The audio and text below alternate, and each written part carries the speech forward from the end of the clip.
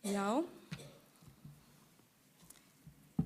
bara í tilefni stundarinnar og dagsins og hátíðarinnar sem framundan að þá hefur svona alveg tilvalið að syngja, að lesa fyrir ykkur í Lúkasi, í öðrum kaflanum og frá versi 1. En það hljóðar svo. En það bar til þessar mundir að boð kom frá Ágústus keisara að skrásetja skyldi alla heimsbyggðina. Þetta var fyrsta skrásetningin og var gjörð þá Kýriníus var landstjóri á Sýrlandi. Fóru þó allir til að láta skrásetja sig hver til sinnar borgar. Þá fóru Jósef úr Galileu frá borginni Nasaret upp til Júdeu til borgar Davís sem heiti Betlehem. En hann var af ætt og kyni Davíðs. Að láta skrásetja sig ásamt Maríu heitkonu sinni sem var þunguð. En meðan þau voru þar, kom sá tími hún skyldi verða léttari. Fæddi hún þá son sinn frumgetinn, vafði hann reifum og lagði hann í jötu, af því eigi var rúm handa þeim í gistuhúsi. En í sömu byggð voru hirðar út í haga og gættu nóttina hjarðar sinnar. Og engill drottins stóð hjá þeim og dýr drottins ljómaði kringum þá. Þeir urðu mjög hræddir, en engillinn sagði við þá, verið óhræddir því sjá ég boða yður mikinn fögnuð, sem veitast mun öllum lýðnum. Yður í dag frelsari fæddur sem Kristur drottinn, í borg Davís og hafið þetta til marks. Þér munu finna ungbarn reifað og lagt í jötu. Og í sömu svipan var með englinum fjöldi himneskra hersveita sem lofuðu Guð og sögðu, dýrð sé Guði í upphæðum og friður og jörðu með mönnum sem hann hefur velþóknun á. Þegar englarnir voru farnir frá þeim til himins, sögðu hirðarnir sín á milli.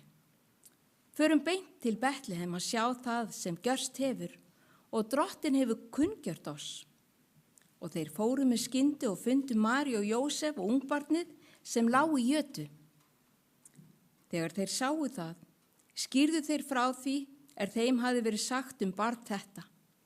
Og allir sem heyrðu undruðust það hirðarnir sögðu þeim. En María geymdi allt þetta í hjarta sér og hugleiti það og hirðarnir snéru aftur og vegsömuðu Guð og lofuðu hann fyrir það sem þeir höfðu heyrt og séð, en allt var það eins og þeim hafði verið sagt.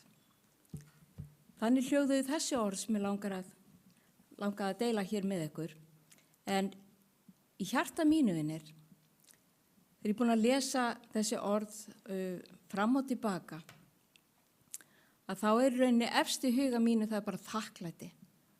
Þakklæti til Guð föður að hafa gefið okkur slíka gjöf, lagt Jesú Krist í hendurnar á okkur mönnunum og gefið okkur þessa von og þessa birtu inn í heiminn. Og eins og vorum að lesa hérna áðan, það var öllum að veitt þessi gjöf. Það öllum gefið tækifæri á að þiggja þessa gjöf og þessa von.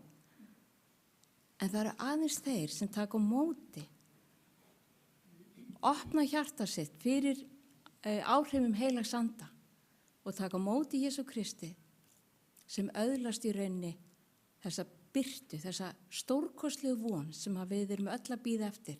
Eins og vorum að syngja áðan, frelsarinn okkar, hann bíður eftir því að fá að bjóða okkur velkomin inn í heiminin. Þannig að í hjarta mínu mikið þakklæti. Mikið þakklæti. Og ég bið þess vinir, hver sem áhlýðir á þetta, að fólki gefi Jesú tækifæri. Tækifæri að opna hjarta sitt og segja já, ég vil Jesú, vertu velkomin í mitt hjarta og við sungum með vísna söng, ég vögguna þína hræri Og þegar við færum Guði lofgjörð og þakklæti, og það má segja, við hreyfum við hjarta Drottins.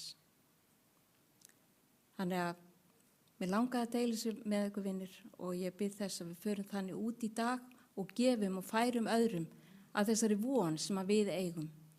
Með faðmlagi, með brosi, með hjálp, hvað sem okkur dettur í huga, það sem Drottinn kallar okkur til að gera, að við sitjum ekki á því að færa fólkinu þarna úti, það sem Guð kallar okkur til. En Jóhann ætlar að deila með okkur hérna